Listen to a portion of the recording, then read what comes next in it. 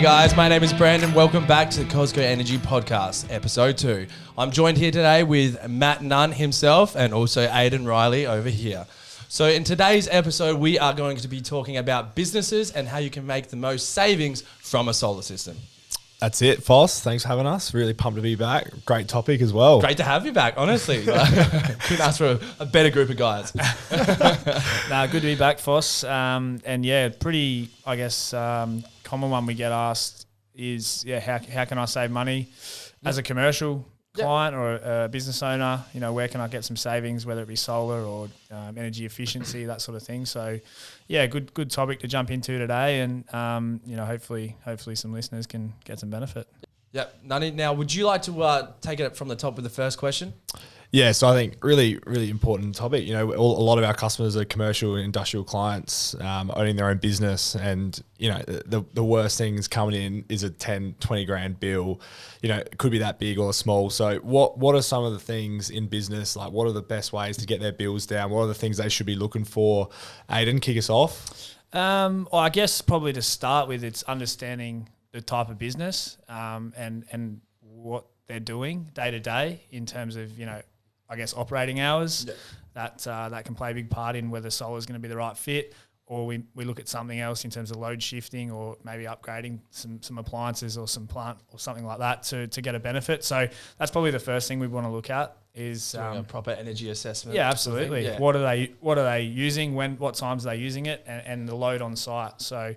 And what sort of you touched on appliances there. So what sort of appliances are you talking about in their fields? Well, again, it depends on the client, but you know, the biggest one we see is air conditioning. You know, especially if it's a 9 to 5 business, the heaters are running in winter and aircon's running in summer. So that's probably the biggest thing we see. And I guess probably the easiest thing to adjust. We can replace an old unit. And straight away, the business will save money just on the efficiency of the running of the unit. All the new units that are out on the market now, you know, pretty well all the brands are similar. They're all more efficient. They're going to run, you know, with less load consumption, less power to run. And that's a big one we can do. The other thing we look at as well is depending on the office setup. You know, if it's a lot of individual offices, sometimes units will run all day. No one's in the office. You know, in that particular, you know, office. So it's just no point running that area. So, you know, a full audit, you know, we would go through and say, well, you know, we can save you money here.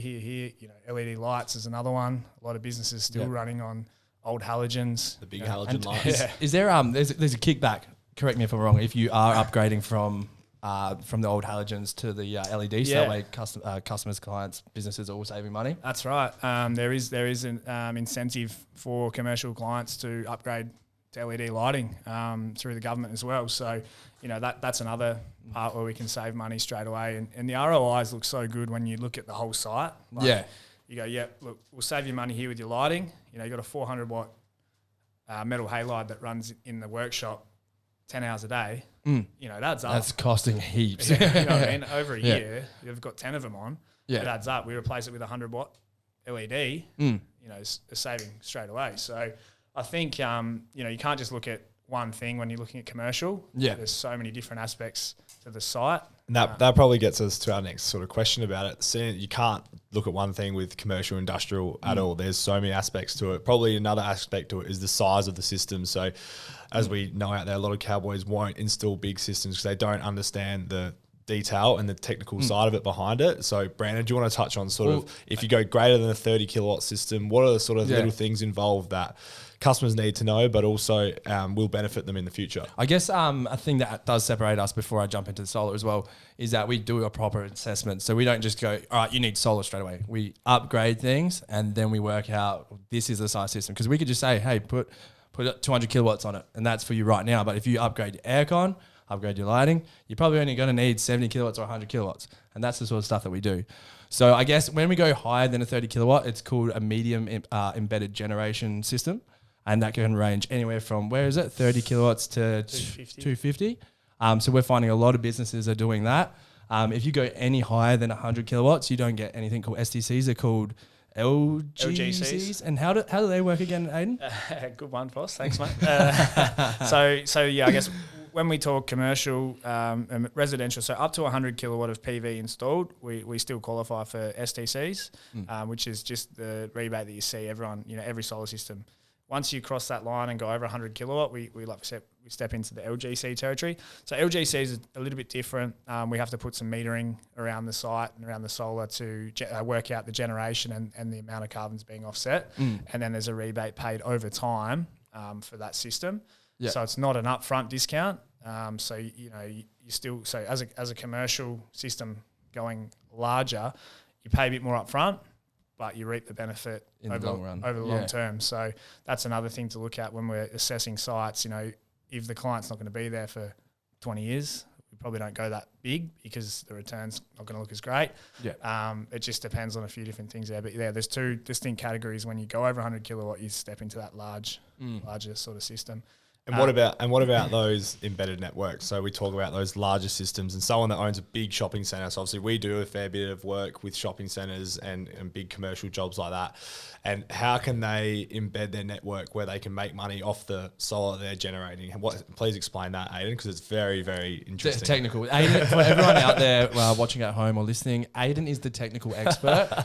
We know what we're talking about, but not as good as this guy. And he's got a big smile on his face when he does it too. He loves it. No one knows everything, and that's probably the other thing. Like, we'll be the first to admit if we don't know something, we'll pass it to Aidan. Well, I think that's why the embedded network was a really good topic, because I only learnt really in detail about how good this is, and people we've gone to with it who own massive shopping centres and building them have no idea about it and how they can actually make money off the free power they're generating. So when you look at an embedded network, there's a benefit for everyone involved. So as a client or a tenant in a large property with a few people leasing, let's say there's 10 in the block. Individually, they're all small consumers, so they get billed at 38 cents a kilowatt or thereabouts, depending on their rates with the retailer. But if we combine the site, we can look at it as a larger user of power, so the rate will be less. A lot less, yeah. So straight away, there's a saving there already because they're paying less on their electricity.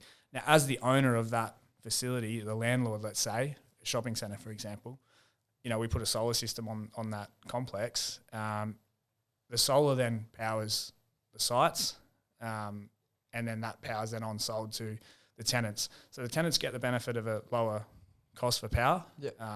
Obviously, the facility gets a benefit because the owners of the system are generating cash flow based on selling the solar to the clients. And obviously, it helps the environment because we're drawing less from the grid. Yeah.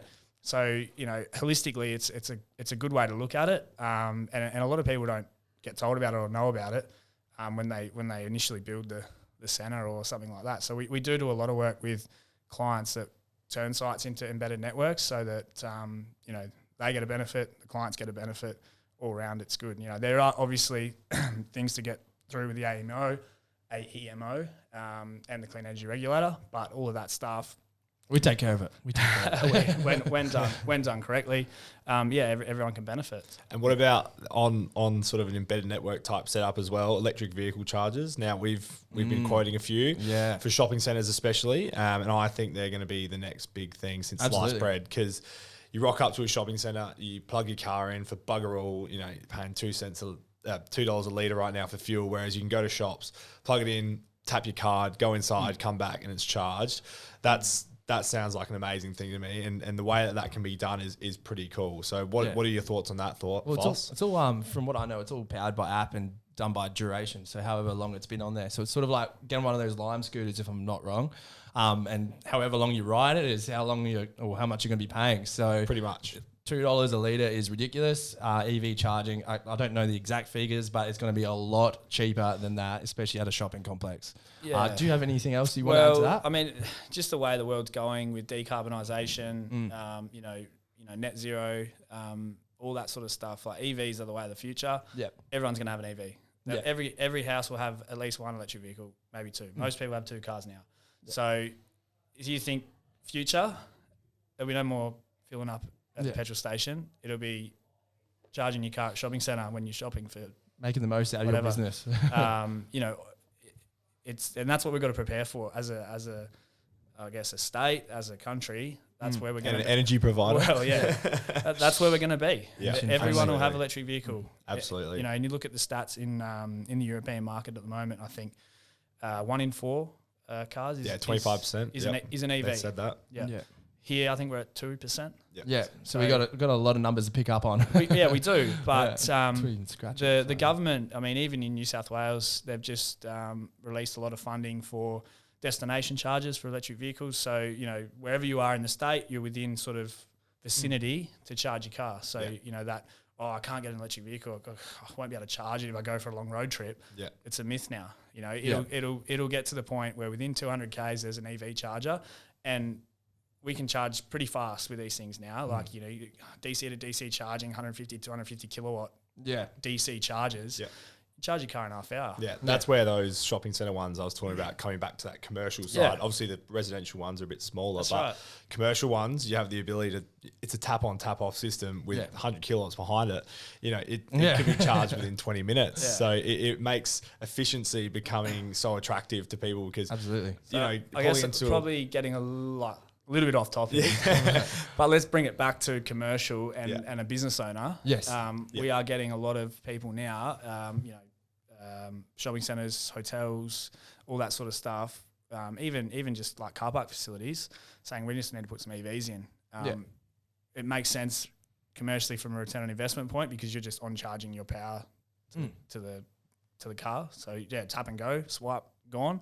So, you know, more and more EVs come on the road. If you're set up for EV charging, the better your ROI is going to be. And, you know, you want to be first in. Yeah, you want definitely. people to go, I know that EV charges there. I've been going there for the last 2 years. Yeah, exactly right. So I've got my favourite petrol station. I feel like that. Yeah. It's the same thing. Yeah. Absolutely. Absolutely. Yeah. So I guess all those things accumulate into one thing is a return on investment, and people want to see dollars back in their pocket like we all do with anything. Absolutely. So I guess what's the sort of situation, you know, we're doing this for one reason. We're going to put the system on your roof or your business, wherever you are. That's going to be the best benefit for your pocket. So what's sort of I guess an example of size of system, return on investment estimate, and how we go about that approach? Well, I could maybe just do like a bit of a case study. So, I mean, there's a job that we've recently just looked at. We've gone to site energy audit to start with, you know, looked at what was running, what times, those sort of things. LED lighting, had a look at that. It was all old halogen lighting. So we've had to upgrade that. And then we looked at the solar. So this client was paying, it was about 50 grand a year in power, which is a fair bit of money. Absolutely. So, you know, we looked at the solar solution, upgraded some of the lighting. So I think we've got a 100 kilowatt solar system going in there. On average, you know, in terms of generation, it'll generate, you know, about 400 kilowatts a day on average, the solar system, 100 kilowatt, which would equate to about a $40,000 saving per year. So that's the solar, I guess, saving straight away. And then the lighting upgrade's going to, you know, help out at about $3 to $4 grand a year as well. So pretty much covering their bills. You know, within, you know, a few grand. So they're going from 50 grand annually to save 5 grand annually. Yeah, that's right. So it's massive savings. Yeah, so I think the return on investment when we looked at it with the upgrade of the lighting plus the solar, you know, it's about 2.5 year ROI. Yeah. Which is incredible. That is. Especially when they're there long term. Absolutely. And that's the sort of stuff that people want to know, especially like 50 grand a year. Like that's an incredible amount of money. And if that's going back in their pocket within a couple of years, you'd be laughing. Yeah. I think like we said, you know, last episode, like you don't get this money back on your money at the bank or, you know, stocks, or like it's a genuine saving back in your pocket. Exactly. Put the money up.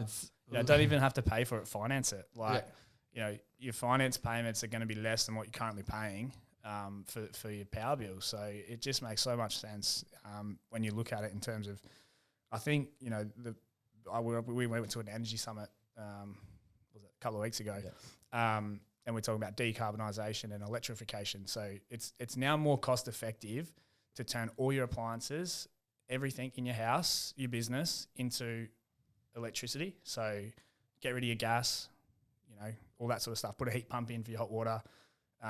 You know, cooking, anything. It's cheaper in the long run to turn that into, you know, an induction cooktop or whatever now, because the cost of gas is going up, the cost of everything's inflating. Then put a solar system in and run for free. Yeah. It makes more sense to do that now than it does to keep spending your money on gas. Yeah, you're absolutely right, Pig, and I think that's the best way to go about it. So I think, in summary, you know, if you're a business owner, come see us for a free quote, free site assessment. We'll give you an order and see what you need to do, because everyone's different and there's no one that's the same with bills and what you're using. So come and see us for a free quote and an order, and we'll sort you out. All right, everyone, thank you so much for listening. We'll see you next time.